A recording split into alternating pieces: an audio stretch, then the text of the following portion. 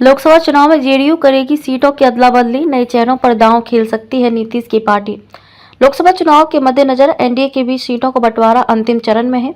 इसकी घोषणा जल्द ही होनी है। इस दौरान मुख्यमंत्री नीतीश कुमार की पार्टी जेडीयू अपनी सीटों को लेकर कई दिनों से मंथन कर रही है।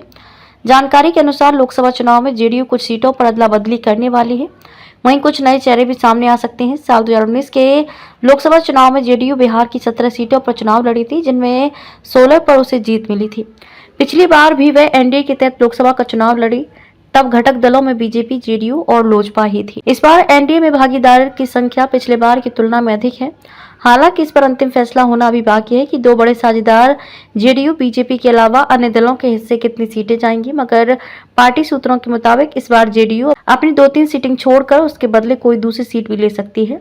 इसकी मजबूती से चर्चा है कि काराकाट और गया सीट जेडीयू छोड़ सकती है। जेडीयू जो सीट छोड़ेगी उस पर एनडीए के सहयोगी दल के उम्मीदवार मैदान में उतरेंगे। गया सीट पूर्व सीएम जीतन राम मांझी, जबकि काराकाट उपेंद्र कुशवाहा की पार्टी के खाते में जा सकती है।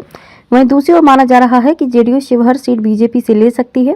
अगर शिवहर पर बात नहीं बनती है तो पूर्वी चंपारण सीट भी जेडीयू के पास आने की चर्चा है। शिवहर से एक पूर्व सांसद को जेडीयू मैदान में उतार सकता है। इसी प्रकार सीतामढ़ी सीट पर जेडीयू उम्मीदवार बदल सकता है। सीतामढ़ी से सुनील कुमार पिंटू पार्टी के सांसद हैं। इससे पहले वे बीजेपी में थे और पूर्व मंत्री भी रहे हैं। सीतामढ़ी में जेडीयू से चुनाव लड़ने की घोषणा विधान परिषद के सभापति देवेश चंद्र ठाकुर पहले ही कर चुके हैं। वहीं गया के बदले दक्षिण बिहार की कोई एक सीट बीजेपी से जेडीयू को मिल सकती है। ये सीट औरंगाबाद भी हो सकती है। नीतीश की पार्टी कुल कितनी सीटों पर लड़ेगी, इसको लेकर पार्टी के राष्ट्रीय प्रवक्ता सह राजनीतिकार सलाहकार केसी त्यागी ने साफ किया कि हमारी और बीजेपी की जीती हुई सीटें दोनों की अमानत है। सीट बंटवारे में सभी इसका ख्याल रखेंगे।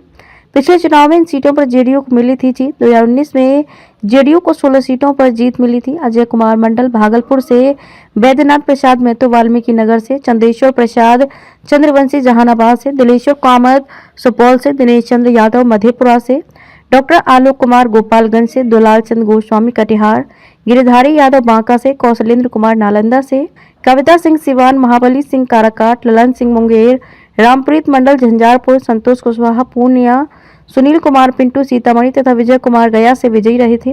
वाल्मीकि नगर से जीते वैद्यनाथ महतो के निधन के बाद 2020 में हुए उपचुनाव में भी जेडीयू प्रत्याशी सुनील कुमार को जीत मिली।